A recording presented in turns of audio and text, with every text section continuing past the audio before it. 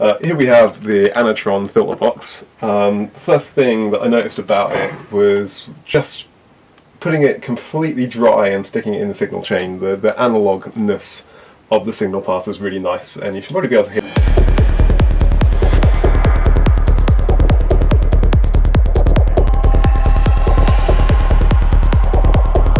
It becomes fairly apparent that the lower harmonics of the bass are a bit warmer, and that the finesse of the top end seems to be improved, even though we're on a completely dry mix of this box. So from there, let's take it to a completely wet signal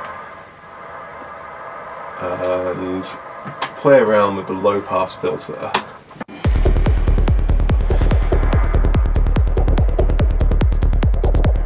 So I'm turning up the resonance quite high and at the highest frequency settings to pull the top end back through the filter.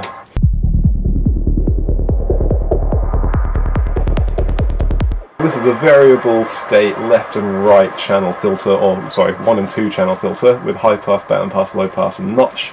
The high pass is super juicy.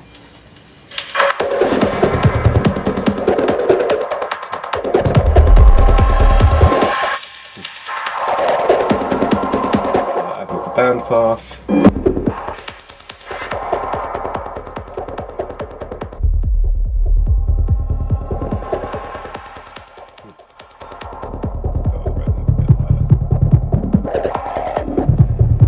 And here's the notch.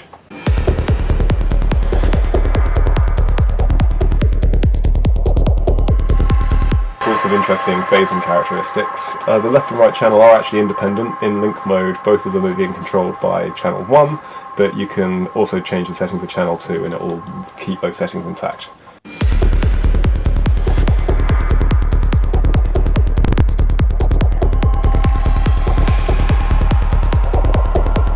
And moving a parameter on channel 1 will reset this to the value set by channel 1. So let's stick it into low pass mode and try the LFO.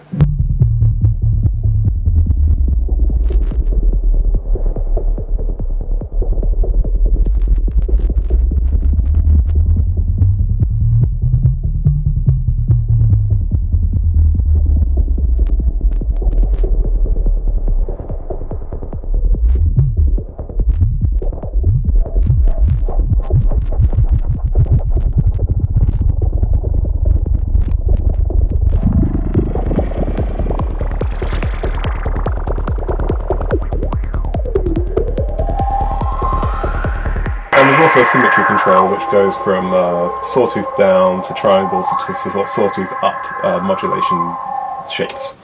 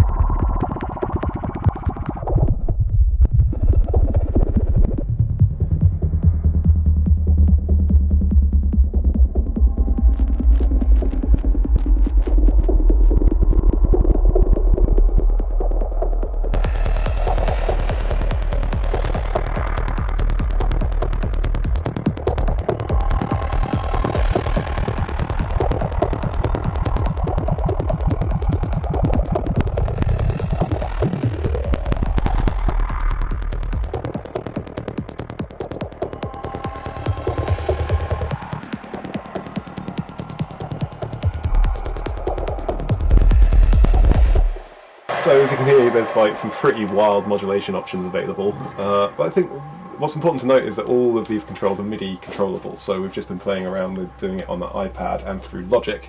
We'll just quickly demonstrate controlling it through an iPad. So we've got the Apple USB camera connection kit plugging it directly into the iPad, which is plugged via MIDI directly into the unit. And we have a switch on the back of the unit to switch between local control via laptop or control via iPad. So I'm going to move this over here. and we have two parameters on the iPad, three parameters mapped on the iPad currently. We've got this XY controller, which is controlling both filter frequency and resonance, and then the second knob, which is controlling the overdrive amount for channel 1 of the circuit.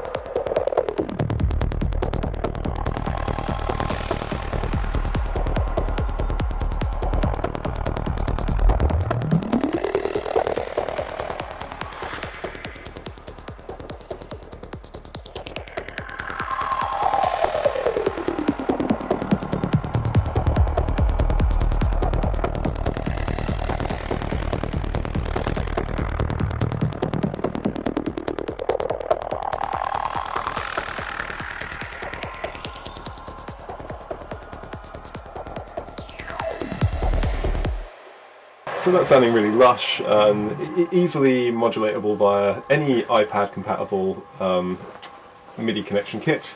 And I can't remember the name of the editor that we're using here. MIDI Designer. MIDI Designer. So how about putting another fader on to control another parameter? Yeah, exactly. So with MIDI Designer, it's really easy to add new faders and knobs. So I'm just going to click in here to add a new. I'm going to go for a knob. In fact, let's go for a slider. I'm going to add a slider. It appears here in a grid that's easily editable. Just going to move this one aside. Double tap to edit its values. And which controller number do you think we should go for? What about, shall we go for adding some LFO to the frequency? Yeah, definitely, yeah. So what CC number should I add? 22. 22, brilliant. Okay, so just selected 22. Send the test. Yep, 22 is being sent.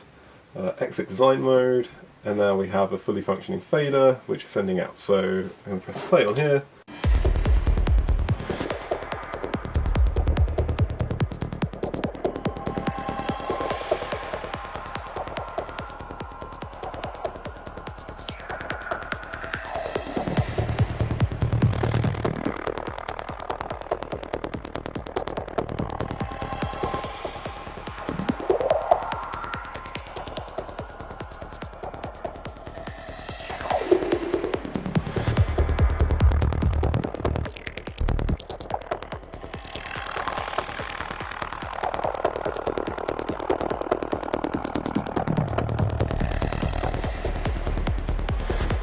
So within a matter of seconds we've got MIDI control of a whole bunch of parameters. I think we spent no more than 5 minutes on this template. Obviously it's very basic, but it shows that we can get control super simply, and it's all using standard controller values. So the next thing to demonstrate is how easy it is to use in Logic. So I'm just going to unplug this MIDI USB to MIDI cable and plug it straight into my Mac.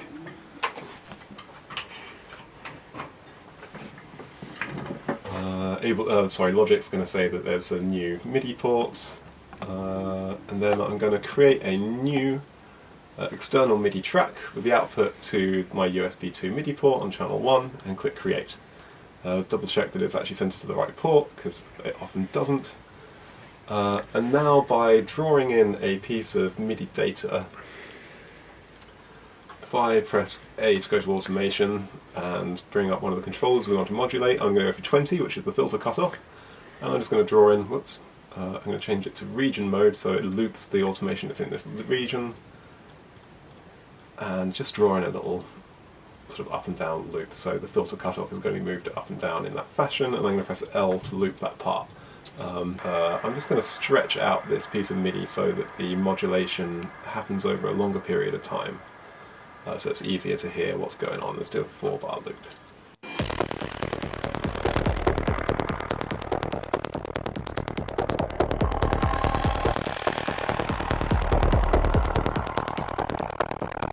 And then we have simply repeating audio modulations driving the hardware box from Logic, and it's being applied over the master output with basically no latency. I think that's really impressive. And you'd be hard pushed to get the same sort of grime and distortion out of a normal Logic plugin, and using it in combination with the Logic distortions, I think, will open up a whole range of really quirky new textures, especially for like glitching out the whole mix or putting onto leads or guitars or synths. I think it'd be a really useful tool. Yeah, it's got balanced connections in and out, so it doesn't seem to be adding any noise to the chain, and so yeah, I'm super looking forward to seeing where this goes in the not too distant future. Can you play that that vocal track? Have you still got that there? Yeah, I have, yeah.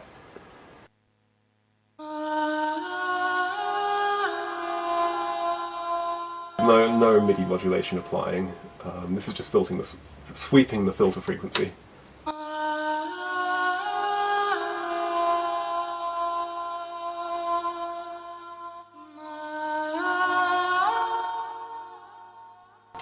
I think it was 24 to control the resonance. Let's just draw some of that in there.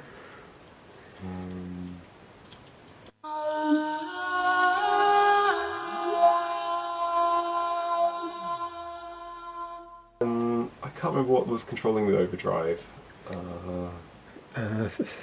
35, I think. Might be right. Or 34.